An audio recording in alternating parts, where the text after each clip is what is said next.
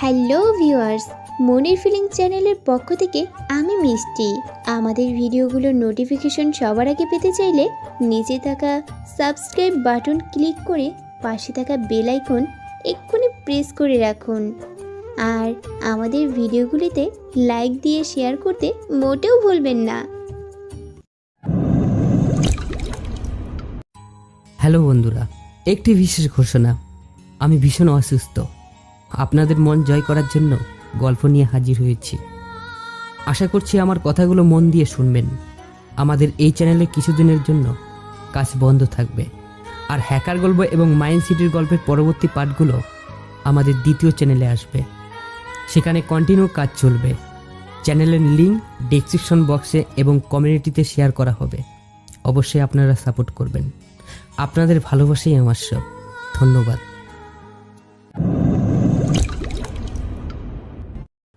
সন্ধ্যা 7টা।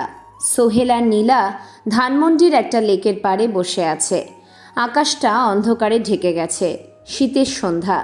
অনেক আগেই সূর্য ডুবে যায়। লেকের পাড়ে কিছু দূর পরপর আলোর ব্যবস্থা করা আছে। সোহেলরা যে বেঞ্চটিতে বসে আছে সেখানে তেমন একটা আলো নেই। দূর থেকে আসা আলো সামনের পানিতে পড়ছে, আর কিছুটা আলো ছড়িয়ে ছিটিয়ে আছে। পরিবেশটা উপভোগ করার মতো। হালকা বাতাস বয়ে যাচ্ছে। নীলার গায়ে সাদা কালারের একটা বিদেশি দামি জ্যাকেট পরা। পাশে বসে আছে সোহেল। তার পরনে কালো কালারের একটা জ্যাকেট, মাথায় কালো একটা ফেল্টের ক্যাপ। নীলা এটা বোঝে না সোহেল কেন এমন টুপি পরে থাকে। অনেকক্ষণ হয়ে গেছে, সোহেল এখনও একটা সিগারেট টানেনি। নীলার সাথে কথা বলতে বলতে তার সিগারেট খাওয়াই আর হলো না। সোহেল জ্যাকেটের পকেট থেকে একটা সিগারেটের প্যাকেট বের করে। নীলা তার চোখ জোড়া ছোট ছোট করে সোহেলের দিকে তাকায়। সোহেল কিছু বলে না। প্যান্টের পকেট থেকে একটা লাইটার বের করে। হালকা বাতাস বয়ে যাচ্ছে। এর মধ্যে সিগারেট টানলে অন্যরকম একটা ফিলিংস আসবে, তাই সোহেল নিজের ঠোঁটে সিগারেট লাগিয়ে তা জ্বালাতে ব্যস্ত। বাতাসের জন্য সিগারেটে আগুন জ্বলছে না, তাই সে বিরক্ত হয়ে বলে, আজকে বাতাসও আমার সাথে বেইমানি করছে। শান্তিতে সিগারেটটা পর্যন্ত খেতে দিচ্ছে না। একবার জ্বললে আবার জ্বলার নাম পর্যন্ত নেয় না। এখন তাহলে বাদ দাও সিগারেট খাওয়াটা। কি যে বলো তুমি নীলা, এমন একটা ওয়েদারে সিগারেট না টানলে পরে আবার আফসোস করতে হবে। দেখেছো, বাতাসের জন্য সিগারেট জ্বালাতেই পারছো না, তারপরও কেন এখন এটা খেতে হবে? আমি সিগারেটের নেশে আসক্ত, তাই এমন একটা পরিবেশে খাওয়াটা ছাড়ছি না। তুমি এটা বুঝবে না। আমার বুঝতেও হবে না। এখন আমাকে এটা বলো যে নীলাকে থামিয়ে দিয়ে সোহেল বলে, তুমি এখন আমাকে কিছু জিজ্ঞেস করবে না। যদি করো তাহলে উত্তর পাবে না। কিন্তু আমার কথাটা। বললাম তো পরে জিজ্ঞেস করো। সিগারেটটা প্রথমে জ্বালিয়ে নেই, তারপর যা বলার তা বলবে। সোহেল সিগারেট জ্বালাতে মনোযোগ দিয়েছে। 2বার লাইটার জ্বালানোর পর 3বারের মাথায় সিগারেটে আগুন জ্বলে। সোহেল লম্বা করে মনের সুখে জ্বলন্ত সিগারেটে একটা টান দেয়। বিষাক্ত ধোঁয়াগুলো নিরবিচ্ছিন্ন বাতাসের সাথে নিজের জায়গা মিলিয়ে নিচ্ছে। সোহেল অন্যদের থেকে অনেকটা আলাদা। সে নিজের কাজকে আগে গুরুত্ব দেয়, পরের কাজকে গুরুত্ব দেওয়ার সময় যেন তার কাছে নেই, এমন একটা ভাব নিয়ে সে থাকে। সোহেল সিগারেটে আরেকটা টান দিয়ে নীলাকে উদ্দেশ্য করে বলে, এবার শুরু করো নীলা, দেখি তুমি আমাকে কি কি জিজ্ঞেস করতে পারো।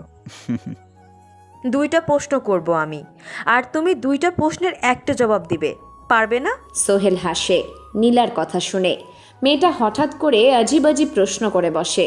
কিছু প্রশ্নের উত্তর জানা থাকে সোহেলের, আবার কিছু প্রশ্নের জবাব সে জানেই না, তাই নীলাকে উত্তর দিতে পারে না। এখন আবার সে বলেছে 2টো প্রশ্ন করবে, আর সোহেলকে 2টো প্রশ্নের জবাব একটা যেন হয় এমন উত্তর দিতে।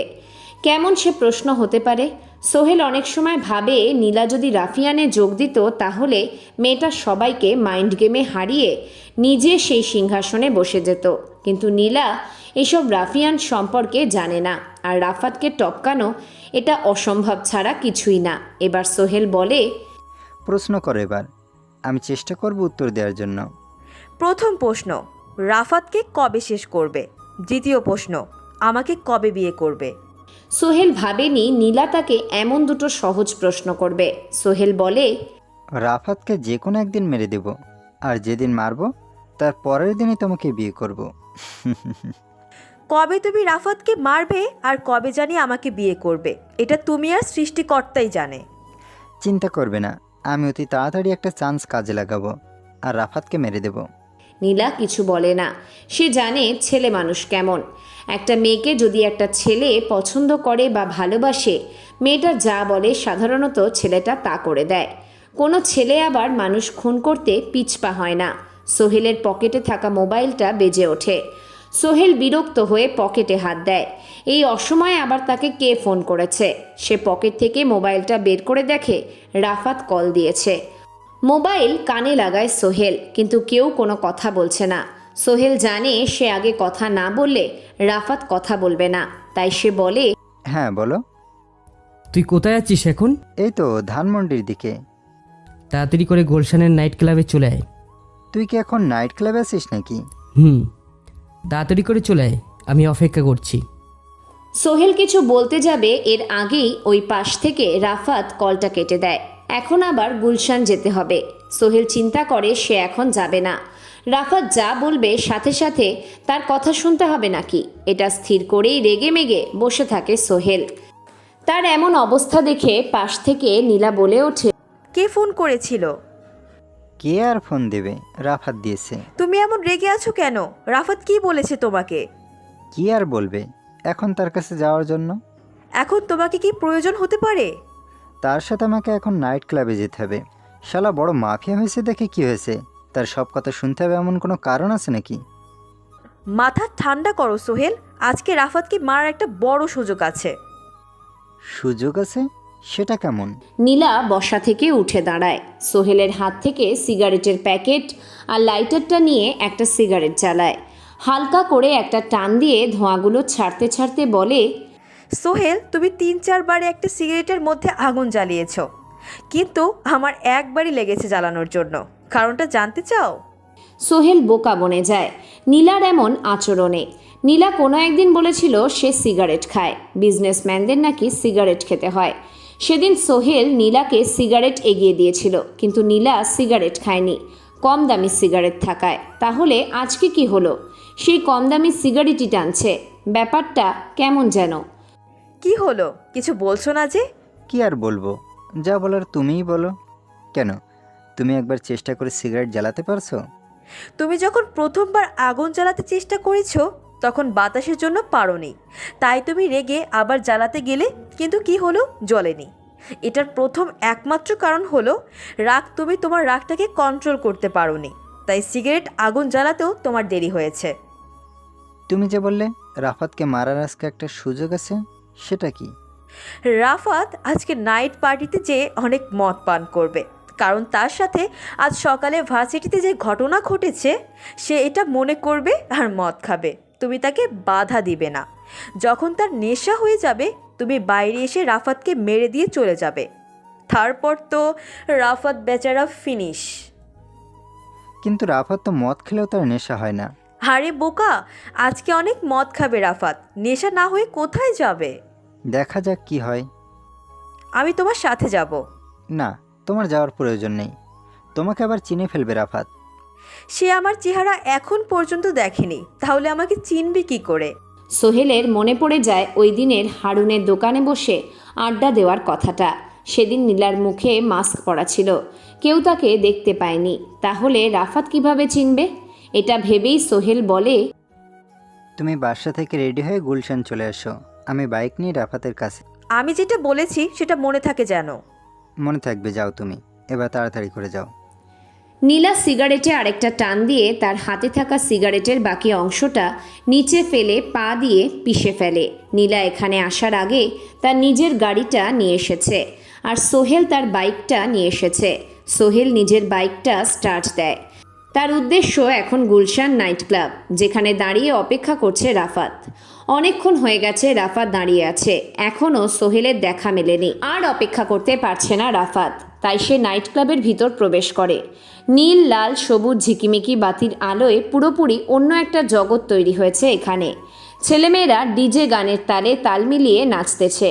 ছেলেগুলোর পোশাক ঠিক থাকলেও মেয়েগুলোর ড্রেস আপ খুবই নোংরা। সাধারণত এখানে যারা আসে তাদের চোখে মেয়েদের ড্রেসগুলোতে কোনো সমস্যা নেই, সবাই উপভোগ করে। এখানে কোন মেয়ে কার থেকে ছোট এবং স্টাইলিশ ড্রেস পরে আসবে সেই প্রতিযোগিতা চলে। রাফাতের নেশা মেয়ে না, তার নেশা মদ। তাই সে নাচানাচি করা স্টেজে না গিয়ে মদের আড্ডায় যায়। আজকে রাফাত নীল রঙের একটা লম্বা কোট পরেছে, মাথায় লম্বা ফেল্টের টুপি, যার কারণে তার মুখটা বোঝা যাচ্ছে না। মদের বারেও মেয়ের অভাব নেই। রাফাতকে দেখে রিমি নামের একটা মেয়ে তার পাশের মেয়েটাকে বলে ফেলেছে, দেখ আলিয়া, ছেলেটা কি হ্যান্ডসাম, আমি তো পুরো ক্রাশ খেয়ে গেছি। তাই তো দেখতে পাচ্ছি। ছেলেটার কোটটা দেখেছিস? অনেক দামি মনে হচ্ছে। এই ক্লাবে এমন একটাও চল তাহলে পরিচিত হয়ে আসি। তুই কিন্তু ছেলেটার প্রতি আবার দুর্বল হয়ে পড়িস না। কেন? দুর্বল হলে কি হবে? তোর কিন্তু বয়ফ্রেন্ড আছে, এটা মনে রাখিস। তোর কি বয়ফ্রেন্ড? ছিল, কিন্তু বর্তমানে সিঙ্গেল। দেখি কাজে লাগাতে পারি কিনা। তুই কিন্তু ভুলেও নজর দিবি না। আচ্ছা চল তাড়াতাড়ি, নয়তো অন্য কোনো মেয়ে এসে তোর ক্রাশকে নিয়ে চলে যাবে। রিমি আর আদিয়া নিজেদের মধ্যে কথা বলা বন্ধ করে রাফাতের দিকে যেতে থাকে। রাফাত গিয়ে একটা চেয়ারে বসে। পাশের চেয়ারে একটা মধ্যবয়সী লোক বসে আছে, কার সাথে যেন ফোনে জোরে জোরে কথা বলছে। তার এক হাতে মোবাইল, অন্য হাতে সিগারেট। লোকটা এত জোরে কথা বলছে যার কারণে তার আশেপাশে থাকা লোকগুলো খুব বিরক্ত বোধ করছে। রাফাত একরাশ বিরক্তি নিয়ে 2 পেগ হুইস্কি অর্ডার করে। একটা ছেলে রাফাতের সামনে 2 গ্লাস হুইস্কি দেয়। রাফাত একটা গ্লাস হাতে নিয়ে মনে মনে বলে, মদ আমি তোকে খাবো, এটা আমার নেশা, কিন্তু তুই আমাকে খাবি, এটা তোর নেশা না। আজ পর্যন্ত কোনো ব্যান্ডের মদ আমাকে মাতাল করতে পারে। 1 পেগ পুরোটাই রাফাত খেয়ে ফেলে। আরেকটা গ্লাস হাতে নিয়ে সেটাও খেয়ে ফেলে। তার পকেটে থাকা ফোনটা কেঁপে ওঠে। রাফাত মোবাইলটা বের করে না দেখেই রিসিভ করে কানে লাগিয়ে বলে, কে আমাকে ফোন দি? ওই পাশ থেকে সোহেল বলে ওঠে, রাফাত, আমি সোহেল। কোথায় তুই এখন? ও সোহেল, তুই চলে আয় ভিতরে। তুই বর্তমানে কোথায় আছিস সেটা বল। আমি মদের বারে বসে বসে মদ খাচ্ছি, তুই তাড়াতাড়ি করে চলে আয়। তোর পরনে কি? আমি তোকে চিনব কি করে? চেয়ারে বসা, লম্বা কোট, মাথায় লম্বা টুট। আমি আসছি, তুই অপেক্ষা কর। রাফাত বাম পকেটে মোবাইলটা রেখে ডান পকেট থেকে সিগারেটের প্যাকেটটা বের করে।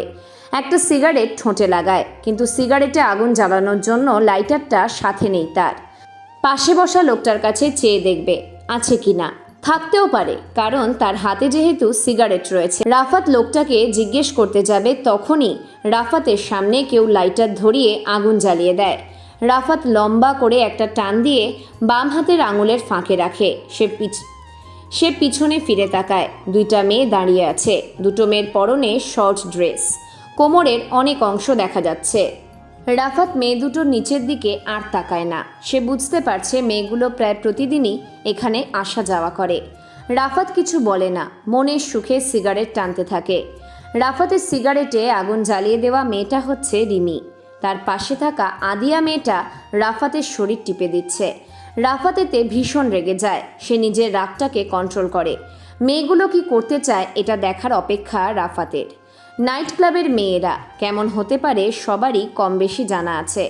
হঠাৎ করে রিমি নামের মেয়েটা রাফাতকে পিছন থেকে জড়িয়ে ধরে রাফাতকে কিস করে, যা দেখে রাফাত রেগে যায় আর সে বসা থেকে উঠে দাঁড়ায়। রিমির দিকে রাগী দৃষ্টিতে তাকায়, কিন্তু রিমিকে কিছু বলে না, কারণ এটা নাইট ক্লাব। এখানকার মেয়েরা এমন হবেই, তাদের কিছু বললেও লাভ হবে না। আশেপাশের মানুষ হাসবে। রাফাত কিছু বলতে গিয়েও কিছু বলে না, আবার নিজের জায়গায় স্থির হয়ে বসে পড়ে। সে চোখ জোড়া একবার বন্ধ করে। অতীতের কিছু ঘটনা মনে পড়ে যায়। আজকে রাফাত সেই অতীতটাকে ভোলার জন্য নাইট ক্লাবে এসেছে। আচ্ছা, রাফাত কি নিজের সেই অতীতটাকে ভুলে যেতে পারবে? এই সামান্য মদ খেলেই যদি অতীতের সকল দুঃখ বেদনা ভোলা যায়, তাহলে সবাই এসে মদের বারে বসে থাকতো। রাফাত ওয়েটারকে ডাক দিয়ে বলে, আমাকে প্যাক না দিয়ে একবারই বোতলটা দিয়ে দাও। ওয়েটার রাফাতের দিকে তাকায়। সে বোঝার চেষ্টা করছে রাফাত কি 1 বোতল শেষ করতে পারবে। রাফাতের ড্রেস আপ দেখে বোঝা যাচ্ছে সে কোনো ধনী ব্যক্তি। সে যদি এমন কয়েক শত বোতলের অর্ডার দেয় তাহলে টাকা দিতে সমস্যা করবে না। ওয়েটার ব্ল্যাক লেভেল ব্র্যান্ডের এক বোতল হুইস্কি রাফাতের সামনে দেয়। রাফাত সাথে সাথে বোতলের ক্যাপটা খুলে ঢকঢক করে খেতে থাকে। এটা দেখে পাশ থেকে রিমি বলে ওঠে, আপনি কি পাগল হয়ে গেছেন? মারা যাবেন তো, এমনভাবে মদ খান। রাফাত খাওয়া বন্ধ করে ঘাটটা হালকা ঘুরিয়ে রিমির দিকে করে।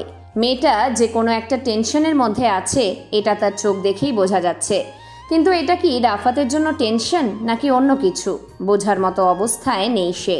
তাই রাফাত বলে ওঠে, মদ এটা খেলে মানুষ মারা যায়? কে বলছে আপনাকে? কে বলবে? আমি জানি এটা। তবে আপনি যেমনভাবে খাচ্ছেন এতে আপনার ক্ষতি হচ্ছে, সেটা কি জানেন? আমি সবসময় এমনভাবেই মদ খাই। কই, এখনো তো মারা যায়নি। যেদিন মারা যাবেন সেদিন বুঝতে পারবেন। আমারটা আমাকে বুঝতে দিন, আপনাকে কিছু বলতে হবে না। কেন? আমি বললে কি এমন হবে শুনি? কিছুই হবে না, আবার অনেক কিছুই হবে। রাফাত কখনো কারো কাছ থেকে পরামর্শ নিতে পছন্দ করে না, শুনতেও চায় না কারো পরামর্শ। রিমি এবার জেনে গেছে রাফাতের নামটা কেমন যেন, তবে রাফাত নামটা খুবই ইউনিক। রিমি রাফাতের সম্পর্কে কিছুই জানে না। রাফাতকে জিজ্ঞেস করতে হবে, তবেই জানা যাবে। মদ খাওয়ার পর মানুষ মিথ্যা কথা বলতে পারে না, যা বলে সেগুলো সব সত্যি কথা হয়ে থাকে। মনের ভিতর থেকে আসে সেই কথাগুলো। এখন অনেক ছেলে আছে যার কিছু নেই, কিন্তু সে বলে বেড়ায় সে খুব ধনী। রিমি রাফাতের মধ্যে সেই ছেলেগুলোর কোনো মিল পাচ্ছে না। সে রাফাতকে পরীক্ষা করার জন্য জিজ্ঞেস করে, আচ্ছা রাফাত, আপনি কি করেন? আমি একজন রাফিয়ান। রাফিয়ান মানে? হা, রাফিয়ান মানে জানেন না? তাহলে আপনাকে এটা বলে লাভ নেই। কেন বলেন আমাকে, আমি সহজেই বুঝে যাব রাফিয়ান মানে কি। আজ পর্যন্ত কাউকে এটা আমি বোঝাতে পারিনি, তাহলে আপনাকে কিভাবে বোঝাবো? তবুও বলেন, আমি শুনি। আপনার থেকে জেনে নিয়ে জ্ঞান বাড়বে, আর কারো জ্ঞান বৃদ্ধির কারণ হওয়া কিন্তু অনেক বড় ব্যাপার। আমি এমনিতে জ্ঞানহীন মানুষ, আমার থেকে আবার কি শিখবেন? সমস্যা নেই, যা জানেন তাই বলেন। রাফিয়ান মানে হচ্ছে। এতটুকু বলে থামে রাফাত। মদের বোতলে আরেকবার ঠোঁট লাগিয়ে ঢকঢক করে খেতে থাকে। এবার রিমি আর থামায় না, থামিয়েই বা কী করবে? সে বোঝে না, তাকে শতবার বুঝিয়েও লাভ নেই। রাফাত, তোকে কই না কই খুঁজেছি, আর তুই এখানে বসে একা একা মদ গিলছিস? একবার ফোনটাতে উঠাতে পারতি নাকি? হঠাৎ পিছন থেকে মোটা গলার অস্পষ্ট শব্দ শুনে রিমি আর আদিয়া ভয় পেয়ে যায়। রাফাতকে ডাকছে, তার মানে রাফাতের পরিচিত কেউ। রিমি আর আদিয়া সরে দাঁড়ায়। সোহেলকে রাফাতের কাছে যাওয়ার জন্য রাস্তা করে দেয়। আশেপাশে গানের শব্দের জন্য কিছু বোঝা যাচ্ছে না। সোহেল রাফাতকে কি বলছে? রাফাতের ডান পাশে বসে থাকা সে জোর গলায় কথা বলা লোকটা চলে গেছে। এখন জায়গাটা ফাঁকা। এটাই সুযোগ। রিমি গিয়ে তাড়াতাড়ি করে বসে পড়ে রাফাতের ডান পাশের চেয়ারটায়। সোহেল একবার তাকায় রিমির দিকে, কিন্তু বেশিক্ষণ তাকাতে পারে না। এর আগেই পাশ থেকে রাফাত বলে ওঠে, কি রে, কথা বলছিস আমার সাথে, কিন্তু তাকিয়ে আছিস অন্য কারো দিকে। তুই তোর মতো করে বলে যা, আমি উত্তর দিচ্ছি। এখন আমাকে আশেপাশের জিনিসগুলো দেখতে দে। শুধু কি দেখবি নাকি উপরে নিয়ে যাবি? রাজি থাকলে নিয়ে যাব না কেন, অবশ্যই যাব। তাহলে দেখ। এই মেয়ে, তুমি কি ফিরে আসো নাকি আগে থেকে বুকিং হয়ে গেছে? সোহেলের কথা শুনে রিমি তাকায় সেদিকে। রিমির চোখে কি যেন একটা ভাসছে, না রাগ না খুশি। সোহেলের বলা কথাটা খুব সহজে হজম করে ফেলার মতো মেয়ে রিমি না। কঠিন জবাবে সে বলে, আমি বুকিং হয়ে আছি আগে থেকেই। কে নিয়েছে তোমাকে? আমি তার থেকে দ্বিগুণ টাকা খরচ করব, চলো আমার সাথে। আমাকে নিয়েছে আপনারই বন্ধু রাফাত। রিমির মুখে এমন কথা শুনে রাফাত পুরো টাসকি লেগে গেছে। বলে কি মেয়েটা পাগল হয়ে গেল নাকি কোনো দিক দিয়ে? অন্যদিকে সোহেল রেগে একাকার হয়ে গেছে এই কথাটা শুনে। কেননা এমন একটা সুন্দরী মেয়েকে রাফাত আগেই বুকিং করে ফেলেছে, সেটাও আবার সোহেলকে না জানিয়ে। রাফাত তো এমন কখনো করে না, তাহলে আজকে এমনটা করলো কেন? সোহেল নিজের রাগটা নিজের মধ্যে পুষে রেখে দাঁতে দাঁত চেপে ধরে রাফাতকে বলে, রাফাত, তুই কাজটা একদমই ঠিক করিসনি। কোন কাজটা আমি ভুল করেছি? থাক, বুঝেও না বোঝার ভান করতে হবে না আর। কি হয়েছে বলবি তো আমায়? তুই আর আমি সেই ছোট থেকে একসাথে বড় হয়েছি, আমাদের মধ্যে কত সুন্দর একটা সম্পর্ক গড়ে উঠেছে, সেটা কি তুই ভুলে গেছিস? ভুলে যাব কেন, সব কিছুই মনে আছে আমার। তুই এখন এগুলো জিজ্ঞাসা করছিস কেন? কি কারণ? তুই আমাকে না জেনে একটা সুন্দরী মেয়েকে বুকিং করে ফেলছিস, আর এখন বুঝো না বোঝার মতো ভান ধরেছিস। আরে সোহেল, আমি কোনো মেয়ে বুকিং করিনি। এই মেয়েটা মিথ্যা কথা বলছে। মানছি মেয়েটা মিথ্যা কথা বলেছে, কিন্তু তুই আমাকে সত্যিটা বল। রাফাত হাত থেকে মদের বোতলটা রেখে রিমির দিকে তাকায়। এই মেয়েটার প্রতি এখন অনেক রাগ লাগছে রাফাতের, কিন্তু কি বলবে? তবে মিথ্যা কথা রিমি বলেছে, এর জন্য কিছু একটা না বললেই নয়। তাই সে বলে, এই মেয়ে, আপনি সোহেলকে মিথ্যা কথা বলছেন কেন? হ্যাঁ, কোথায় মিথ্যে বলছি? আমি আপনার বন্ধুকে। এই যে এটা বলছেন আমি নাকি আপনাকে বুকিং করেছি। কেন আপনি করেননি? মদ খেয়ে কি সব ভুলে গেছে? মদ খেলে কি ভুলে যায় না, তবে আপনাকে দেখে এখন এটাই মনে হচ্ছে। প্রমাণ কি? আমি যে প্রমাণ চাই তো আপনার, অপেক্ষা করুন। পিছনে দাঁড়িয়ে থাকা আদিয়াকে ডাক দেয় রিমি। রাফাত বুঝতে পারছে না রিমি তার বান্ধবীকে কেন ডাকছে। রাফাত নিজেও কনফিউজড হয়ে গেছে। সে কি সত্যি রিমিকে এমন কিছু বলেছে? মনে পড়ছে না কিছু। মদ খেয়ে কি রাফাত সব ভুলে গেছে? রাফাত তার মাথায় হাত দিয়ে 2-3টা বাড়ি দেয়। হয়তো নেশা কেটে যেতে পারে, এরপর সব কিছু আগের মতো মনে পড়ে যাবে। রিমি, আদিয়া, এই রাফাত নামের বোকা ছেলেটাকে বলে দে তো, তখন মদ খাওয়া অবস্থায় সে কি বলেছিল? যা বলেছে তার মুখ দিয়ে নাই বলি, কারণ সে এখন এটা বিশ্বাস করবে না। পাশ থেকে সোহেল বলে ওঠে, আপনাকে আর বলতে হবে না, আমি বুঝে গেছি। রাফাত, তুই এটা না। আরে ভাই বিশ্বাস কর, আমার কিছুই মনে পড়ছে না। কি বলবো তোকে? মদ নাকি তোকে এখনো তার নেশায় মাতাল করতে পারেনি, তাহলে আজকে কি হলো? আমি বুঝতে পারছি না কি হচ্ছে আমার সাথে। আগে এমন 10 বোতল খেয়ে ফেললেও তো আমার নেশা হতো না, তাহলে আজকে? চিন্তা নেই, আরও খা, আমি তো সাথে আছি। বাসা আমি নিজে নিয়ে যাব।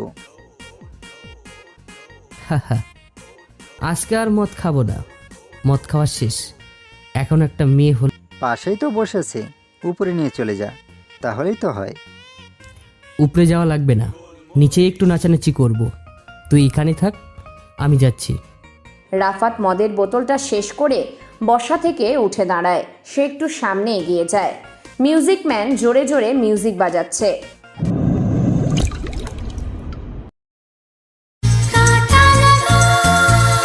স্টেজে অনেকগুলো ছেলে মেয়ে নাচছে। এর মধ্যে একটা মেয়ে অনেক আকর্ষণীয়, বলতে গেলে এখানকার সবচেয়ে মডার্ন ড্রেস আপ পরা, শরীরের অনেক অংশ দেখিয়ে নাচছে। রাফাত ভিড় ঠেলে গিয়ে মেয়েটার কাছে যায়। সে তাৎক্ষণিক মেয়েটার কোমরে স্পর্শ করে। মেয়েটা যেন এতক্ষণ রাফাতের অপেক্ষাতেই ছিল। পিছনে ঘুরে রাফাতের সাথে মেয়েটা নাচতে থাকে। দূর থেকে এই দৃশ্যটা একজন আগন্তুক দেখে হাত থেকে মদের গ্লাসটা ভেঙে ক্লাব থেকে বেরিয়ে যায়। সোহেল বসে বসে মদ খাচ্ছে আর রাফাতের নাচ দেখে যাচ্ছে। সোহেলের এক পাশে বসে আছে রিমি, আর অন্য পাশে দাঁড়িয়ে আছে আদিয়া। পাশ থেকে রিমি সোহেলকে উদ্দেশ্য করে বলে ওঠে, আপনিও? সোহেল অবাক হয়ে তাকায় রিমির দিকে। রিমি সামনে স্টেজে নাচ করা রাফাতের দিকে তাকিয়ে কথাটা বলেছে। সোহেল আশেপাশে তাকায়। রিমির পাশে সে ছাড়া অন্য কোনো ছেলে নেই যাকে সে এ কথা জিজ্ঞেস করবে। কিছু বলে না সোহেল, সামনের দিকেই স্থির দৃষ্টিতে তাকিয়ে আছে। এটা দেখে রিমি বলে, আপনাকেই বলছি, এদিক সেদিক তাকাচ্ছেন কেন? জি, আপনাকেই বলছি। আমাকে এমন কথা জিজ্ঞেস করার মানেটা কি? কেন, আপনাকে কি কিছু জিজ্ঞেস করা যাবে না? নিষেধ থাকবে কেন? নিষেধ নেই। তা কেন এমন প্রশ্ন করছেন সেটা যদি একটু সহজ করে বলতেন। আপনার বন্ধু রাফাত বলেছে সে নাকি একজন রাফিয়ান, কিন্তু তিনি আমাকে রাফিয়ানের অর্থ কী সেটাই বলেননি। এখন আমাকে জিজ্ঞেস করার কারণ হলো, আপনিও যদি একজন রাফিয়ান হয়ে থাকেন তাহলে আমাকে রাফিয়ানের মানে বুঝিয়ে দেবেন। সোহেল রিমির কথাটা বিশ্বাস করে না। বিশ্বাস করবেই বা কেমন করে? রাফাত তার নিজের পরিচয় কাউকে এমনভাবে কখনো বলে না। সেখানে একটা অপরিচিত মেয়েকে নিজের পরিচয় দিয়ে দেবে ভাবতেই হাসি পায় সোহেলের। সে আবার চিন্তা করে রাফাত তো মদ খাচ্ছিল, তাহলে কি নেশার ঘোরে কিছু বলে দিয়েছে? এমন কিছু একটা হতে পারে। তাই সোহেল রিমিকে আচ্ছা, রাফাত যখন এই কথা বলেছিল তখন কি সে মদ? মদ খাচ্ছিল আর কথাগুলো বলছিল। রিমির কথা শুনে রাফাত জোরে জোরে হাসতে থাকে।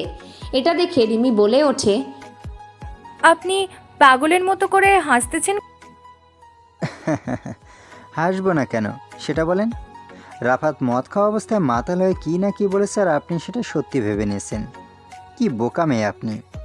তার মানে রাফাত নেশার ঘরে এই কথাগুলো আমাকে বলেছে? হ্যাঁ, সে নেশার ঘরে এমন কথা বলেছে। তাহলে সে করেটা কি? সোহেল এবার তার সাথে সাথে জবাব দিতে পারে না, কারণ রাফাত যা করে এটা বলা সবার নিষিদ্ধ। কিন্তু এখন সে রিমিকে কি উত্তর দিবে? যদি রাফাতের আসল পরিচয় জানে তাহলে সবাই ভয় পেয়ে যাবে।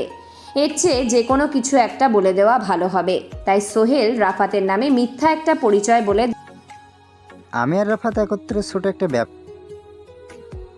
বাংলাদেশি পণ্য বিদেশে সাপ্লাই দেই। তাহলে তো ভালো টাকা ইনকাম হয়। সাপ্লাই যেমন দেই প্রফিট তেমনই পাই। রিমি কিছু বলতে যাবে এর আগেই তাড়াহুড়ো করে রাফাত এসে দাঁড়ায় সোহেলের সামনে। তাকে দেখে বোঝা যাচ্ছে কোনো বিষয় নিয়ে সে খুব ভয় পেয়ে গেছে। রাফাত কাউকে কিছু বলার সুযোগ না দিয়ে সোহেলের হাত ধরে টানতে টানতে নিয়ে আসে ক্লাবের বাইরে। সোহেলও ছোট বাচ্চাদের মতো রাফাতের সাথে সাথে আসতে থাকে, কারণ সে জানে রাফাত যেটা করে সেটার পিছনে অনেক কারণ থাকে। কিন্তু সে এই কারণগুলো কাউকে বলতে স্বাচ্ছন্দ্য বোধ করে না। একটু দ্রুত পা চালানোর জন্য সোহেল আর রাফাত হাঁটুতে ভর দিয়ে দুজনেই হাঁফাচ্ছে। রাফাতের চোখে মুখে এখন আর নেশার ছাপ বোঝা যাচ্ছে না। মানুষ যখন কোনো ব্যাপারে ভয় পেয়ে যায় তখন তার চোখ মুখ পরিবর্তন হয়ে যায়। ঠিক এমন অবস্থা হয়েছে রাফাতের। সে যে কিছুক্ষণ আগে মদ খেয়ে মাতাল হয়েছিল এটা এখন তাকে দেখে বোঝা যাচ্ছে না। রাফাত গিয়ে সোহেলের কিন্তু সোহেল নিজের জায়গা থেকে এক পাও সরে দাঁড়ায় না। সে নিজেকে এমনভাবে রাফাতের কাছে উপস্থাপন করছে যাতে রাফাত তাকে কারণটা বলতে বাধ্য। কিন্তু রাফাত তো কারণ বলতে পারবে না, কারণ এখন হাতে সময় নেই, সময় খুব কম। রাফাত সোহেলকে একটু রাগী কণ্ঠে বলে, সোহেল, তুই দাঁড়িয়ে আছিস কেন? তোকে কি নিমন্ত্রণ করে বলতে হবে এসে বাইক চালানোর কথা? সোহেল এইবারও নিজের জায়গা থেকে নড়ে চড়ে না। রাফাতের কথার জবাব পর্যন্ত দিচ্ছে না। রাফাত সোহেলকে আবারও বলে, তুই কি আজ বাইক চালাবি না? দেখ, না চালালে চাবিটা আমাকে দে। আমি রাফাত, কাহিনী কি? কিসের কাহিনী কি? তুই কি বলছিস এটা আমি বুঝতে পারছি। হঠাৎ ক্লাব থেকে এমনভাবে বের হয়ে আসলি কেন? সেটা পরে বলছি, এখন তুই এসে তাড়াতাড়ি বাইকটা স্টার্ট দে। তুই যতক্ষণ পর্যন্ত না আমাকে কারণটা বলছিস ততক্ষণ পর্যন্ত আমি বাইকে চাবি লাগাবো না। তুই এসে চাবি লাগা, আমি যেতে যেতে বলছি। পারলে এখনই বল। এখন বললে সময় নষ্ট হবে, আর ওরা আমাদের ফলো করে বাইরে চলে এসেছে। কারা আমাদের ফলো করছে? সোহেল পিছনে ফিরে তাকায়। 8 থেকে 9টা ছেলে ক্লাবের মেইন দরজা খুলে বের হচ্ছে। ছেলেগুলোর মধ্যে থেকে দুটো ছেলেকে ভালো করে চেনে সোহেল। এই শহরে রংবাজ। পুরো শহরটাকে এরা প্রতিদিন লুট করে। আর এদের সবার মেইন বস হচ্ছে আসিফ, যে কিনা শহরের মধ্যেই গা ঢাকা দিয়ে বসে আছে। পুলিশ যদি তাকে পায় তাহলে কঠিন শাস্তি দেবে। একবার পুলিশের হাতে ধরা পড়লেই হলো, যাবজ্জীবন জেল হয়ে যাবে। ছেলেগুলো এদিকেই আসছে। সোহেল রাফাতের দিকে এগিয়ে বাইকে চাবিটা লাগিয়ে বাইকটা স্টার্ট দেয় সে। পিছনে বসে আছে রাফাত। সোহেল বাইকটা একটু জোরেই চালাচ্ছে, কারণ পিছনে আসিফের লোক গাড়ি নিয়ে তাড়া করছে। সোহেল আর রাফাত চাইলেই এখন বাইকটা থামিয়ে ছেলেগুলোর মুখোমুখি হতে পারত, কিন্তু তারা এটা না করে বাইক নিয়ে চলে যাচ্ছে। রাফাত এখন মদ খেয়েছে, তার শরীরে এখন লড়াই করার জন্য কোনো শক্তি নেই। বল দিয়ে লড়াই করার চেয়ে বুদ্ধি দিয়ে লড়াই করা অনেক ভালো, কিন্তু রাফাত এখন দুটোর মধ্যে একটাও পারবে না। মদ খেলে মাথা হ্যাং হয়ে যায়, কোনো নতুন চিন্তাধারা মস্তিষ্কে আবিষ্কার হয় না। রাফাত তাহলে কিভাবে তার মাইন্ড গেম খেলবে? আকাশের চাঁদটা দেখা যাচ্ছে না, কুয়াশায় সব কিছু ধোঁয়াশা হয়ে গেছে। চাঁদই দেখা যাচ্ছে না, আবার তারা। সোহেল বাইকের সামনের হেডলাইটটা জ্বালিয়ে বাইকটা চালাচ্ছে। সব কিছু স্পষ্ট বোঝা যাচ্ছে না। এই রাস্তাটা ফাঁকা থাকায় সোহেল এত স্পিডে বাইক চালাতে পারছে। যদি একের পর এক গাড়ি চলাচল করত তাহলে অ্যাক্সিডেন্ট হওয়ার সম্ভাবনা বেশি ছিল। সোহেলদের পিছনে আসিফের লোকের গাড়ি তেড়ে আসছে। সোহেল বাইকের স্পিড বাড়ায়। এতে করে পিছনের ছেলেগুলো একটু দূরে চলে যায়। সোহেল একটা ব্রিজের উপর তার বাইকটা থামায়। রাফাত বাইক থেকে নেমে দাঁড়ায়। তাদের সামনে আসিফের লোকের গাড়িটাও থামে। রাফাত কিছু বলে না। পাশে থাকা সোহেল এখন একটু ভয় পাচ্ছে লোকগুলোকে দেখে, কারণ লোকগুলো দেখতে অনেকটা হিংস্র, যে কোনো সময় আক্রমণ করে ফেলতে পারে। কি অবাক করা কাণ্ড, এতক্ষণ রাফাত ভয় পাচ্ছিল আর সোহেল সেটার ফয়দা লুটাচ্ছিল, কিন্তু এখন সেই সোহেল ভয় কাতর চেহারা। 7টা ছেলে নামার পর তাদের নেতা টাইপের ছেলেটা গাড়ি থেকে নামে। তার ঠোঁটের কোণে লেগে আছে ব্ল্যাক কালারের একটা লম্বা সিগারেট। চোয়ালে মধ্যম পর্যায়ে দাড়ি, মাথার চুলগুলো অনেক বড়। সে চুলগুলো পিছনে নিয়ে বেঁধে রেখেছে। তাকে দেখে পুরোপুরি একটা মাস্তান মনে হচ্ছে। সোহেল রাফাতের কানে কানে বলে, রাফাত, ছেলেটাকে আমি খুব ভালো করেই চিনি। মিরপুরে থাকে, নাম সাজ্জাদ। আসিফের ডান হাত, খুব বিশ্বস্ত একটা ছেলে। শহরের দ্বিতীয় রংবাজ বলা হয় একে। সোহেলের কথা শুনে এক চিলতে রহস্যময় হাসি দেয় রাফাত। শব্দ কম করে শান্ত গলায় সে বলে, চিন্তা নেই, আমি আছি তো। এরকম শত শত রংবাজ আমি নিজ হাতেই তৈরি করেছি, আবার নিজ পায়ে পিষিয়ে দিয়েছি। আমার খুব ভয় করছে রাফাত, পিস্তলটাও সাথে করে নিয়ে আসিনি। এরকম রংবাজ মারতে পিস্তল লাগে নাকি? হাত পা আছে না, একটা আওয়াজ বেঁচে ফিরতে পারবে না। কথাটা বলে শেষ করতে পারেনি সোহেল। সাজ্জাদের পাশে দাঁড়িয়ে থাকা কালো চিকনা পাতলা রোহান নামের একটা বলে ওঠে, কি কথা বলছিস রে? আমাদেরকে যা বলার সামনে তবুও কথা বলা থামায় না রাফাত। সোহেলকে জিজ্ঞেস করে, থামলি কেন সোহেল? পুরো কথাটা শেষ কর। আমি কি বলবো সেটাই ভুলে গেছি। তুই না একজন রাফিয়ান? তাহলে সাধারণ এই 8টা পাতি মাস্তান ছেলেকে দেখে তুই ভয় পাচ্ছিস কেন? আমি ভয় পাই। তাহলে তুই এমন করে ঘেমে যাচ্ছিস কেন? সোহেল কপালে হাত দেয়। কপালটা হালকা ভেজা ভেজা লাগছে, তার মানে সে সত্যি সত্যি ঘেমে যাচ্ছে। কিন্তু এমন হওয়ার তো কোনো কথা ছিল না। সোহেল তো একজন রাফিয়ান, তাহলে সে কেন এমন পাতি মাস্তানকে ভয় পাবে? রাফিয়ানদের তো ভয় পেতে নেই, পদে পদে তাদের সাথে মৃত্যুর দেখা হয়। তাহলে কিসের ভয় পাচ্ছে সোহেল? ভিতরের দিকে লম্বা করে একটা শ্বাস নেয়। এতে বুকের ভিতর সাহস বাড়ে আর ভয়টাও কেটে যায়। সোহেল এটা শুনে আসছে, কিন্তু আজকে প্রথম এটা করেছে। কথা কি কানে যায় না নাকি? তোদের সামনে ভাই দাঁড়িয়ে আছে আর তোরা এখনো কথা বলেই যাচ্ছিস? শালা এমন মারবো না, জীবনে আর ভুলবি না। সব সময় এই কথা মনে করেই শুধু চলবি। রাফাত কিছু বলে না, চুপচাপ হয়ে দাঁড়িয়ে আছে। সে দেখতে চায় কে। রোহান নামের ছেলেটা বেশ রেগে রাফাতদের কাছে এগিয়ে আসে। রাফাত তার কোমরে হাত দেয়। মেশিনটার সাথে আছে, বিপদের বন্ধু। সেটা সবার থেকে ভালো চালাতে পারে। সবাই চুপচাপ হয়ে দাঁড়িয়ে আছে, শুধু রোহান বাদে। সে এসে সোহেলের বুকে হাত দিয়ে ধাক্কাতে ধাক্কাতে বলে, কি রে, এখনো কথা বলছিস না? সব বুলি বন্ধ হয়ে গেছে? সোহেল চুপচাপ হয়ে দেখে যাচ্ছে রোহান কি করতে চলেছে। অনেকটুকু জায়গা ধাক্কাতে ধাক্কাতে নিয়ে আসে সোহেলকে। এবার সোহেল স্থির হয়ে দাঁড়িয়ে যায়। রোহান ধাক্কাচ্ছে, কিন্তু সোহেলকে নাড়াতে পারছে না। 2বার ধাক্কা দেওয়ার পর যখন সোহেলকে তখনই রোহান একটা পিস্তল বের করে সোহেলের পেটে চেপে ধরে।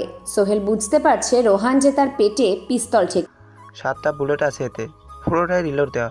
ট্রিগারে একটা চাপ দিলেই তোর মতো সোহেল 10টা পড়ে যাবে। পিস্তল ধরে ভয় দেখিয়ে লাভ নেই, কারণ আমি পিস্তল তোর থেকে ভালো চালাতে পারি। তাই নাকি রে? তা কেমন পারিস আমাকে একটু দেখাতো। আমার হাতে পিস্তল থাকা মানে গাছের ডালে আরাম করে বসে থাকা পাখিগুলোর আরাম নষ্ট হয়ে যাওয়া, কারণ আমি কথার চেয়ে বুলেট বেশি খরচ করি। কে রে তুই? এমন ভাবে হিরো নাকি রে তুই? না রে, ভিলেন আমি। আর এখন শান্ত গলায় মোটা কণ্ঠে কথাটা বলে সোহেল। রোহান ছাড়া আশেপাশে কেউ শুনেছে কি না এটা জানে না সোহেল। তবে এখন সে রোহানের সাথে যা করবে সবাই এটা দেখতে পারবে। রোহান ট্রিগারে আঙুলটা ঠেকায়। সোহেল আর দেরি করতে চায় না। তাড়াতাড়ি করে রোহানের হাত থেকে পিস্তলটা কেড়ে নিয়ে পরপর 2টো গুলি করে রোহানের পেটে। পিস্তলের আওয়াজ শুনে রাফাত ছাড়া সবাই জোরে জোরে হাসতে থাকে। এক পর্যায়ে সবাই দেখে সোহেল ভালো করেই দাঁড়িয়ে আছে আর রোহান তার বাম কাঁধে হেলিয়ে পড়েছে। এটা দেখে সবার হাসি, কিন্তু একজনের হাসি আবার শুরু হয়। সেটা হলো রাফাত। সে বাইকের উপর বসেই হাসতেছে। সোহেল হাঁটতে থাকে, সাথে সাথে রোহানের রক্তমাখা দেহটা পিচ ঢালা রাস্তার উপর পড়ে যায়। সোহেল হেঁটে আসে, রাফাতের পাশে দাঁড়ায়। তার এক হাতে পিস্তল, অন্য হাতটা প্যান্টের পকেটের ভিতর ঢুকানো। এখন তাকে রাফাতের চেয়ে ভয়ঙ্কর। কে পাঠিয়েছে তোদের? কে আবার পাঠাবে? আসিফ ছাড়া অন্য কেউ পাঠাবে না। শালা সব কয়টা আসিফের পোষা কুত্তা। কি রে, সোহেল যেটা বললো সেটা কি সত্য? তোরা নাকি আসিফের পোশাক? এরা কি বলবে? সব কথা তুই বলে দিলে এরা কি বলবে? আমি শুনতে চাই এদের মুখ থেকে। এরা কি বলবে তোর মনে হয়? সবগুলো এক একটা হিজড়ার দল। হুট করে একটা গুলি এসে লাগে সোহেলের বাম হাতে। ব্যথায় চিৎকার দিয়ে ওঠে সে। হাত থেকে পিস্তলটা নিচে পড়ে যায়। সামনে থেকে যে কেউ একজন গুলিটা করেছে বুঝে গেছে রাফাত। সে সামনের দিকে তাকায়। সাজ্জাদ ছেলেটা ভয়ঙ্কর হাসি দিয়েছে। তার মানে কাজটা। রাফাত সোহেলকে ধরতে যাবে, তখনই ট্রিগার চাপার শব্দ হয়। এবারের বুলেটটাও সোহেলকে উদ্দেশ্য করেই খরচ হয়েছে। ঠান্ডা পিস্তলের থেকে গরম একটা বুলেট এসে সোহেলের পায়ে লাগে। এবার আর সোহেল চিৎকার করে না, চোখ জোড়া বন্ধ করে ব্যথাটা সহ্য করে নেয়। আজকে মনে হয় সোহেলের দরজায় মৃত্যু কড়া নাড়ছে। এ ব্যথা সহ্য করার মতো না। রাফাত সোহেলকে ধরে বলে, সোহেল, তুই চিন্তা করিস না, আমি আছি তো, কিছু হবে না তোর। রাফাত, আজকে মনে হয় আমার শেষ দিন। বেঁচে ফিরতে পারবো না। তুই চলে যা এখান থেকে। চুপ কর তুই, আমি এখনো বেঁচে আছি, কিছু হতে দিব না তোর। আশেপাশে সবাই উচ্চ স্বরে হাসতে থাকে। রাফাত মনে মনে কিছু একটা ভেবে নেয়। ছেলেগুলোর মধ্যে থেকে সাজ্জাদ বলে, মিথ্যে আসতে দিয়ে লাভ নেই রাফাত। সোহেলের মৃত্যু কিছুক্ষণের মধ্যেই হয়ে যাবে। আমি বেঁচে থাকতে তা হতে দিব না। তুই বেঁচে থাকলে তো কিছু করবি। আচ্ছা শোন, তোকে মারার আগে কিছু কথা বলিনি। তুই হয়তো আমায় চিনিস না, কিন্তু তোর বন্ধু সোহেল আমাকে খুব ভালো করে। আমি আসিফের লোক এটা বলবো না, কারণ আমি কারো আন্ডারে কাজ করি না, নিজেই নিজের গ্যাং চালাই। তুই তাহলে গ্যাংস্টার? হা হা। যুদ্ধের ময়দানে লড়াই করার জন্য তোর সৈন্যর প্রয়োজন হয়, কিন্তু আমি এমন একটা মাল যে যুদ্ধের ময়দানে আমার একটা পিস্তল থাকলেই যথেষ্ট। অনেক ভাব দেখেছি তোর। দুদিন হয়নি শহরে এসেছিস, আর এসেই বড় ভাইদের সাথে ঝামেলা করা শুরু করে দিয়েছিস। ওই, আমার দিকে আঙ্গুল উঠিয়ে কথা বলবি না। পুরো দুনিয়া আমি ঘুরেছি।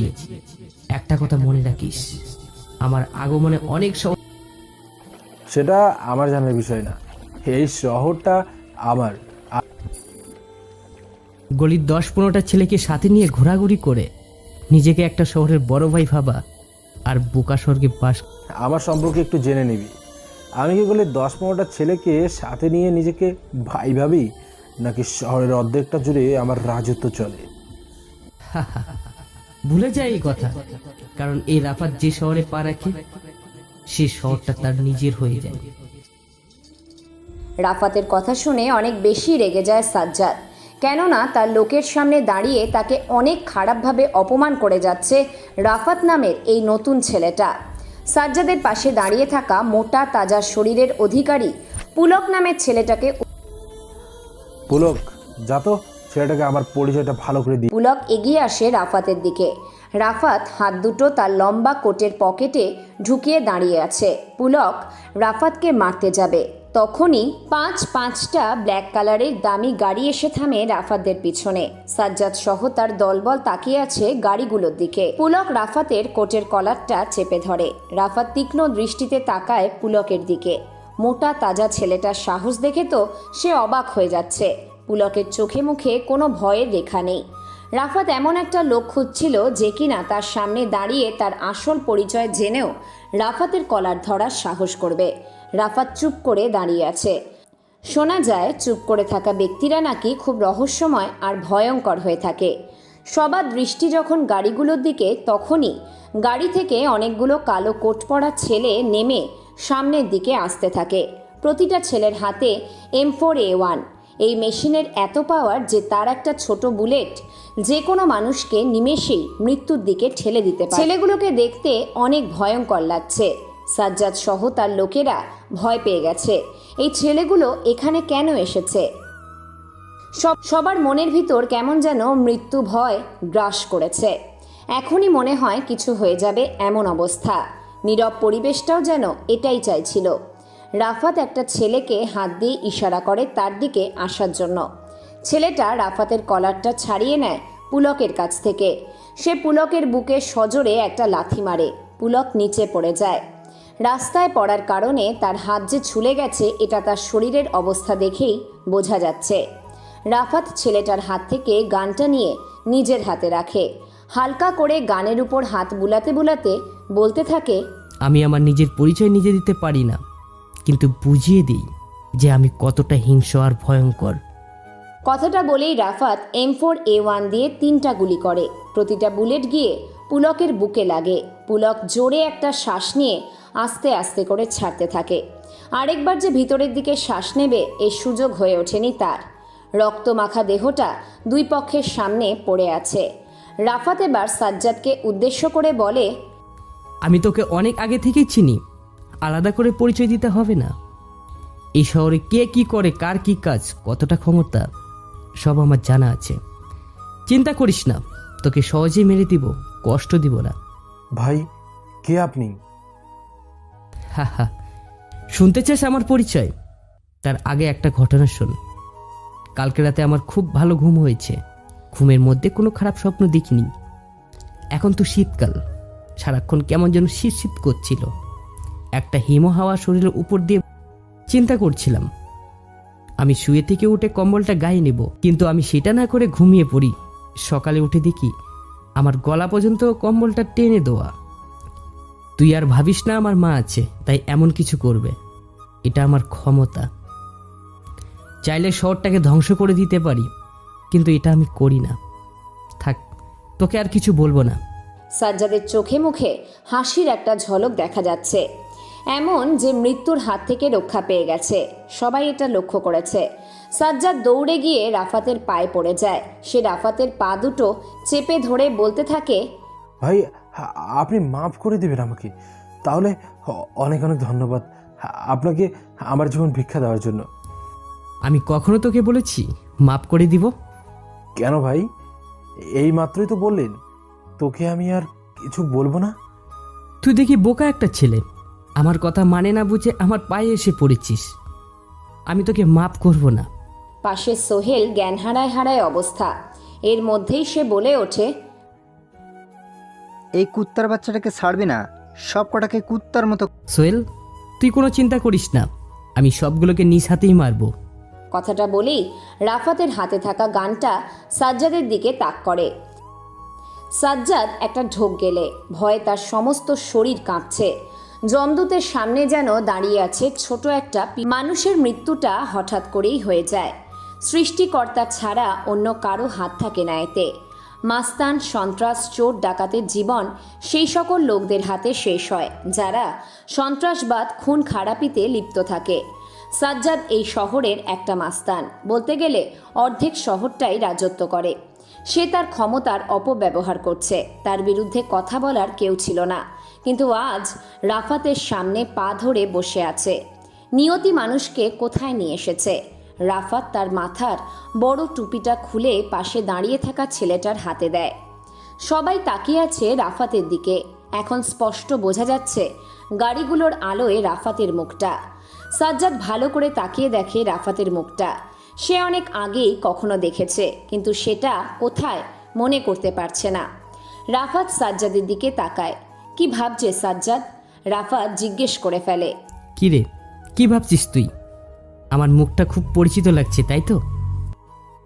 ভাই, আপনি সাকিবদের ক্যাম্পাসে সেই বুক। হা হা, চিনতে পেরেছিস তাহলে?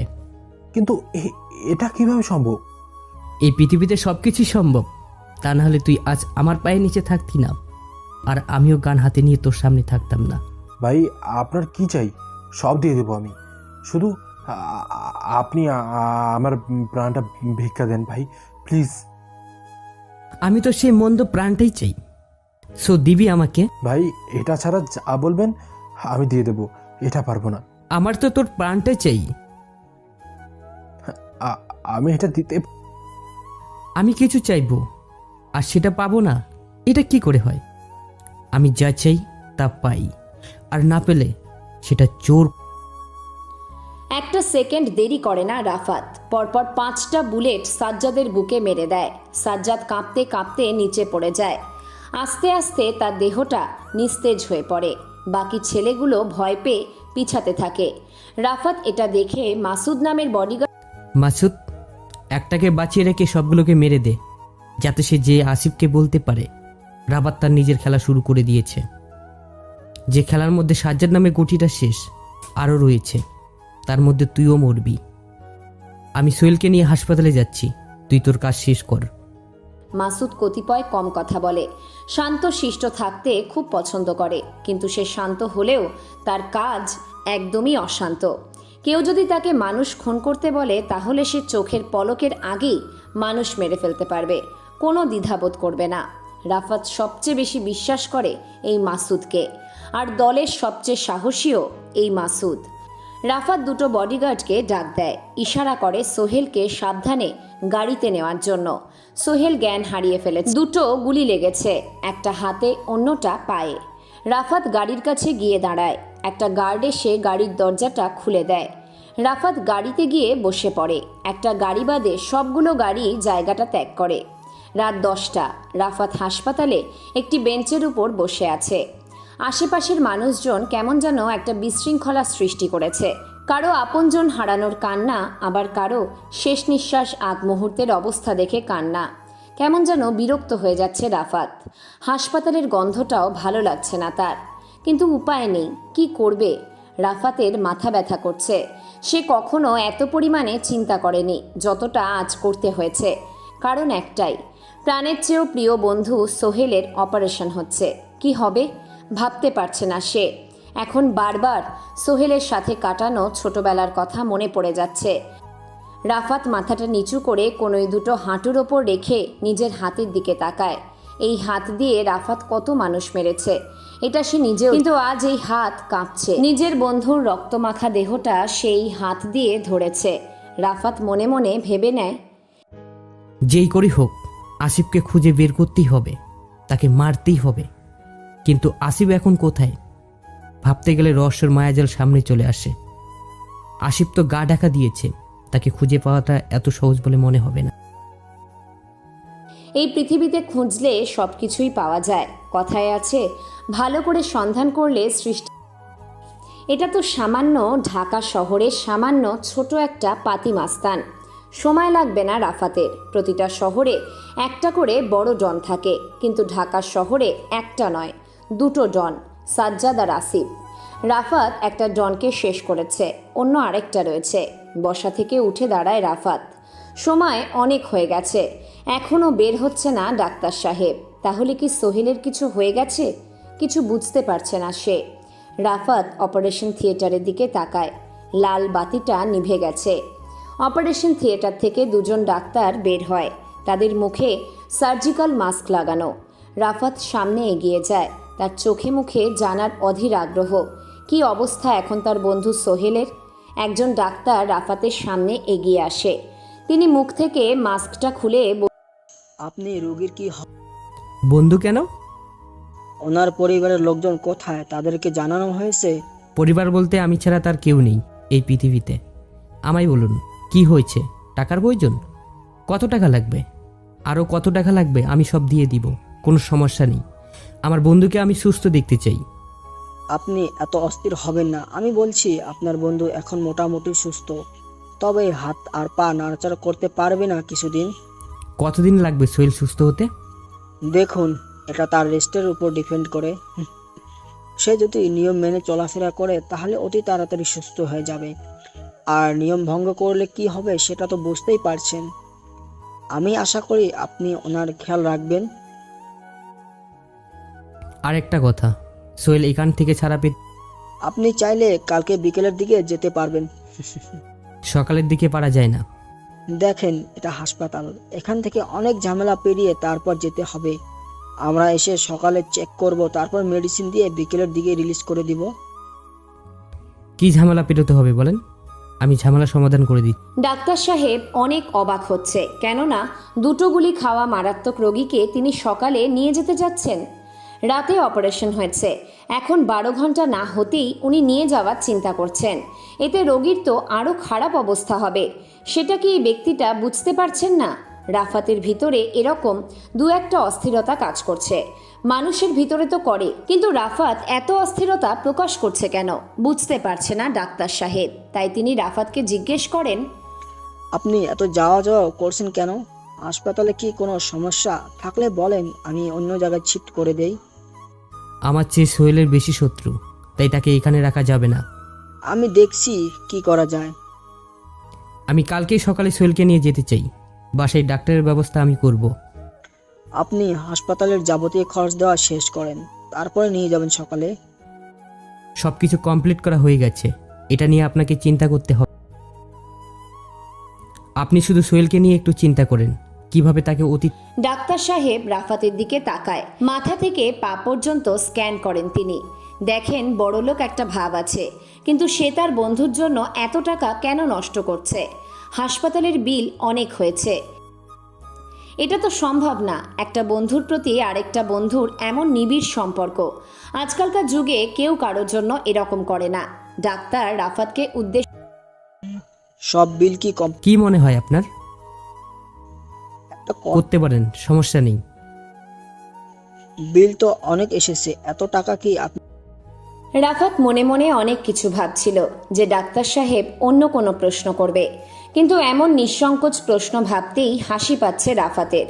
কেননা এমন প্রশ্ন সাধারণত কেউ করে না, কিন্তু ডাক্তার সাহেব কেন এমন প্রশ্ন করলো মিলাতে পারছে না রাফাত। ডাক্তার সাহেবের করা প্রশ্নের উত্তরটা যে রাফাতের জানা, তাই জবাব দিতেও তার কোনো দেরি হলো না। সাথে সাথে ডাক্তার সাহেবকে, বিল আমি ছাড়া কে দিবে?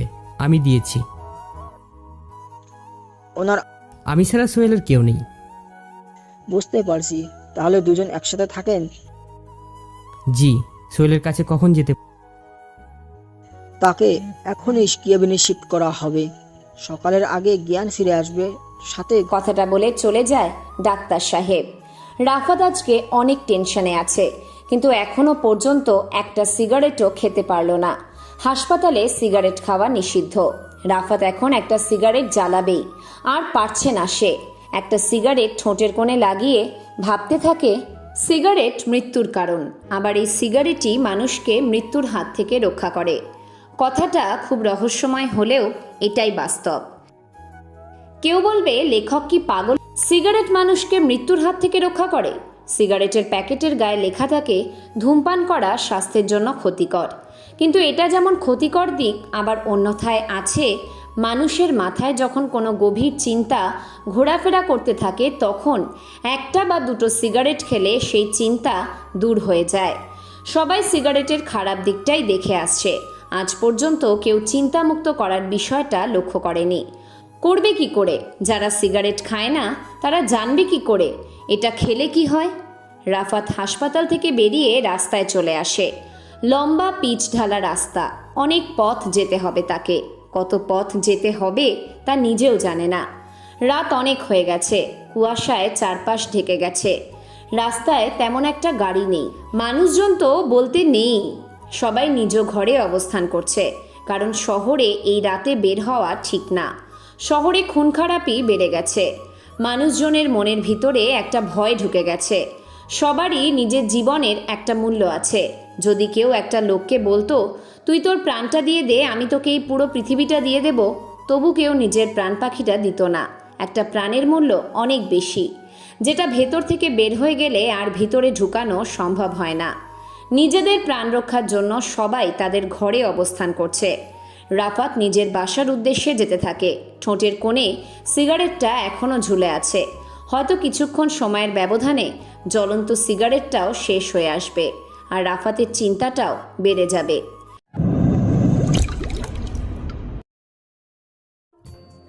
স্যার, চিকন মেয়েলি কণ্ঠে কথাটা শুনে রাফাত রাস্তার আসে। এত রাতে মেয়ের কণ্ঠ, তাও এমন নিঝুম রাতে, ভড়কে গেছে রাফাত।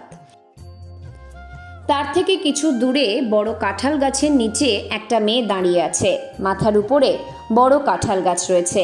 মেয়েটা কালো কালারের একটা শাড়ি পরেছে, কপালে একটা টিপ, মাথার চুলে রজনীগন্ধা ফুলের একটা ছোট খোপা, হাতের মধ্যে কাঁচের রং বেরঙের চুড়িগুলো জলজল করছে।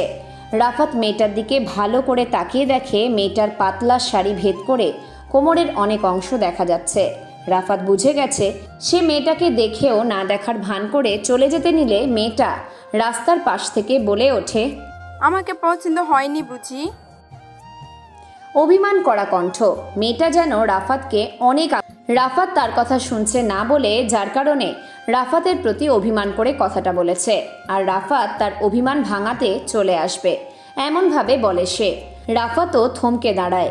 সে ভাবতে থাকে মেয়েটা এমন করে বলছে কেন? হয়তো কোনো সমস্যার সমাধান না করাই ভালো, আবার অনেক ক্ষেত্রে যেতেও হয়, কিন্তু না যাওয়াটাই ভালো। নিশিরাতের এই মেয়েগুলো ভালো মানুষের পথ নষ্ট করে মিষ্টি মিষ্টি কথা বলে ফায়দা লুটে নেয়। রাফাত সেদিকে খেয়াল না করে আবার সামনের দিকে হাঁটা শুরু করে। মেয়েটা এটা দেখে রাস্তায় নেমে আসে। তাদের তো একটাই কাজ, নিজেদের ইনকামের জন্য যা ইচ্ছে তাই করো। মেয়েটা দৌড়ে রাফাতের পিছন পিছন হাঁটতে থাকে। রাফাত আগের থেকে জোরে জোরে পা চালাতে শুরু করে। কিছু দূরে থাকা ল্যাম্পপোস্ট নিভে আছে, সামনে অন্ধকার, পিছনে মেয়ে, সেটাও ভালো মেয়ে না। মেয়েটার খপ্পরে পড়লে আজকে তার সাথে যেতেই হবে, এটা যে করেই হোক। হঠাৎ মেয়েটা দাঁড়িয়ে যায়। পেছন থেকে হাঁটার আর কোনো শব্দ আসছে না। রাফাত বুঝতে পেরেছে মেয়েটা তার পিছনে আর আসছে না। সে ঠিক বুঝে উঠতে পারছে না কেন মেয়েটা আসছে না, আসার তো কথা। রাফাত পিছনে ফিরে তাকিয়ে দেখে মেয়েটা রাস্তার উপর পা ধরে নিচে বসে আছে। দেখে মনে হচ্ছে পায়ে ব্যথা পেয়েছে। রাফাত ভাবছে যাবে কি যাবে না। একটা মানুষ ব্যথা পেয়েছে, কেউ সাহায্য করার মতো নেই। রাফাত মনে মনে ঠিক করে নিল মেয়েটাকে উপকার করবে। যেই ভাবা সেই কাজ। এগিয়ে যায় মেয়েটার দিকে। সে এক পা করে এগোচ্ছে আর তার বুক ধুকপুক করছে, কিন্তু কেন বুঝতে পারছে না সে। রাফাত গিয়ে নিচু হয়ে মেয়েটার কাছাকাছি যায়। মেয়েটার শরীর থেকে মাতাল করা পারফিউমের গন্ধ ভেসে আসছে। হয়তো এই ঘ্রাণ দিয়েই পুরুষকে আকর্ষণ করায় সে। মারিয়া বুঝতে পেরেছে তার পাশে কেউ ঝুঁকে পড়েছে, তাই সে রাফাত নামের ভদ্রলোকটা। মারিয়া পায়ে হোঁচট খেয়ে নিচে পড়ে গেছে, পা থেকে হালকা রক্ত বের হচ্ছে। এটা দেখে রাফাত বলে, কাছেই হাসপাতাল আছে, চলেন আপনাকে দিয়ে আসি। লাগবে না, এই সামান্য রক্ত দেখে ভয় পাওয়ার মতো মেয়ে আমি না। এখন সামান্য পরিমাণ বের হচ্ছে, পরে যখন অনেক বের হবে তখন বুঝতে পারবেন। আমাকে ধরে কষ্ট করে একটু উঠান, আমি উঠে দাঁড়াতে পারি। মারিয়া রাফাতের দিকে হাত বাড়িয়ে দেয় উপরে তুলে দেওয়ার জন্য। রাফাত বুঝতে পারে মেয়েটার বয়স বেশি না, 24-25 হবে। এই বয়সেই এই লাইনে। দিনের সূর্য অস্তমিত হয়ে উদিত হয়। রাতে চাঁদের আলো থাকলেও এর বিন্দু পরিমাণ আলোকপাত নেই রাতের কোনো এক প্রহরীর উপর। হয়তো সে মনের মধ্যে রাতের নিঃশব্দতা রেখাপাত ঘটিয়ে নিরীহ অন্ধকারের মধ্যমণি হয়ে আছে। মানুষের জীবনটা এমনই, দিনের বেলা কষ্টগুলোকে বুকের ভিতর মাটি চাপা দিয়ে রাখা, কিন্তু রাত যত গভীর হয় তত বেশি সেই অতীতের ঘটনাগুলো মনে পড়ে যায় আর মানুষ কান্না করতে থাকে। আলোর কোলাহল ছেড়ে সে আঁকড়ে ধরেছে নিমজ্জিত কোনো এক মুহূর্তকে, যা তাকে দূরে রেখেছে সেই সুপ্রসন্ন। এই কি হলো, নিচ থেকে আমাকে তুলবেন না, এইবারে বসিয়ে রাখবেন নাকি? মারিয়ার কথাটা শুনে চিন্তাগুলো করা থেকে বেরিয়ে আসে রাফাত। মানুষের জীবনযাত্রা কত বিচিত্রময়। এই সংসারে কত ধরনের লোকজন বসবাস করে, কারোর সাথে কারো মিল নেই, কারো কাজের সাথে কারো মিল নেই। সবাই নিজেদের নিয়ে ব্যস্ত। আশেপাশে কি হচ্ছে এটা দেখার সময় তাদের নেই। কথাগুলো চিন্তা করতে করতে রাফাত মারিয়াকে নিচ থেকে তোলে। রাফাত মারিয়ার কাছ থেকে একটু দূরে দূরে থাকছে, কেননা তার আশেপাশে থাকা ঠিক না। আপনি কোনো কথা বলছেন? কি বলবো? কিছু বলার? আমার কোনো কথা বলার প্রয়োজন নেই, এটা আমি মনে করি না। আপনার জন্য আমি আজকে এই ব্যথাটা পেয়েছি। আমার জন্য মানে? আমি আবার কি করলাম? তখন এত করে ডাকলাম, আপনি শুনেও চলে যাচ্ছিলেন কেন? ভালো লাগছিল না তাই? আমাকে ভালো লাগছিল না নাকি আমার ডাককে? জানি না কোনটা কে। আপনি কি বলতে গেলে তেমনই। তাহলে আর কি, চলে। আচ্ছা, আপনার নামটা কি? কোনটা বলবো? আপ- অনেকগুলো আছে, কোনটা বলবো সেটা বলেন। সবগুলো বলেন শুনি। সবাই আমাকে প্রস্টিটিউট বলে, আরও কত নামের সমাজের লোকজন আমায় মারিয়ার কথা শুনে রাফাত মোটেও অবাক হয়নি, কারণ সে আগে থেকেই জানতো মারিয়া নামের মেয়েটা এমন ধরনের। পকেটে হাত দেয়। রাফাত সিগারেটের প্যাকেটটা বের করে হাতে নেয়, কিন্তু একটাও সিগারেট নেই। রাগ উঠে গেছে রাফাতের। আশেপাশে কোনো দোকানও খোলা না। কি করবে সে? এখন সিগারেটটা তার অনেক প্রয়োজন। রাফাতের এমন অস্থিরতা দেখে পাশ থেকে আপনার দেখছি আমার থেকেও খারাপ অবস্থা। কি খারাপ অবস্থা? আমার ঝোলায় তো 100 টাকাও থাকে, আবার 500 টাকাও থাকে, কিন্তু আপনার সিগারেটের প্যাকেটে একটাও সিগারেট নেই। এই জন্যই বললাম আমার থেকেও খারাপ অবস্থা। বাসার আলমারিতে সিগারেটের প্যাকেট ভরপুর আছে, চিন্তা নেই। সেই প্যাকেটগুলোর ভিতর কি সিগারেট আছে নাকি খালি প্যাকেট আলমারিতে রেখে? এইগুলো বলে আমার রাগ তুলবে। সত্যি বললে সবারই লাগে, আপনার ক্ষেত্রে। আপনি চাইলে আমার বাসায় যেয়ে আমার আলমারি চেক করে আসতে পারেন। রাফাতের কথা শুনে মারিয়া চোখের পলকের আগে রাফাতের বাম হাতটা জড়িয়ে ধরে। রাফাত বোঝে মারিয়াকে কথাটা বলা একেবারে ঠিক হয়নি, কারণ এই সকল মেয়েদের একবার সুযোগ দিলে বারবার সুযোগ নিতে চায়। এখন যেমন রাফাতের কথাটার ভিতর মারিয়া একটা সুযোগ মেরে দিয়েছে। রাফাতের কথার মানে না বুঝেই মারিয়া এমন করে হাত জাপটে ধরেছে। আপনি বলছেন আপনার বাসায় যাওয়ার জন্য, আর আমি যাব না, এটা কি করে হয়? হাত ছেড়ে কথা বলেন। হাত ধরার অনুমতি পেয়েছি, কিন্তু ছাড়ার অনুমতি। হাত ধরার অনুমতি কখন দিলাম? আচ্ছা, এবার হাত না, ছাড়বো না। ছাড়বেন না মানে? কিন্তু আপনি আমাকে নেবেন সেটা আগে বললে তো হতো। এখন আপনার সময়ই নষ্ট হয়েছে। আপনি আমাকে যেমন ছেলে মনে করছেন, আমি কিন্তু ঠিক তেমন ছেলে নই। সবাই এটাই বলে, কিন্তু পরে দেখা যায় সবাই এক। কেউ মেয়েদের দেহ ছাড়তে রাজি না। সবাইকে এক পাল্লায় ওজন করলে হবে না, কারণ সবার ওজন সব পাল্লায় মাপতে পারে না। আপনাকে আমার অনেক বেশি ভালো লেগেছে। আপনি মনে হয় টাকার চিন্তা করছেন, তাই তো? এক রাতের জন্য কত নেন আপনি? কেউ দেয় 2000, কেউ 5000, ঠিক নেই। আপনি আমাকে 1000। রাফাত মারিয়ার কাছ থেকে নিজেকে ছাড়িয়ে নিয়ে প্যান্টের পকেটে হাত দেয়। পিছন থেকে মানিব্যাগটা বের করে যতগুলো টাকা আছে সবগুলো টাকা বের করে মারিয়ার হাতে দেয়। মারিয়া বোকার মতো করে তাকিয়ে আছে রাফাতের দিকে। মারিয়ার এমন চাহনি দেখে রাফাত মুচকি চিন্তা নেই তোমার, আমি তোমার সময় মূল্য দিয়ে দিয়েছি, পরিমাণের চেয়ে আরো বেশি আছে, রেখে দাও। পারলে এবার আমার পিছু ছাড়ো। কিন্তু এখানে তো প্রায় অনেক টাকা। কোনো কিছু না করে আমি এত টাকা নিতে পারবো না।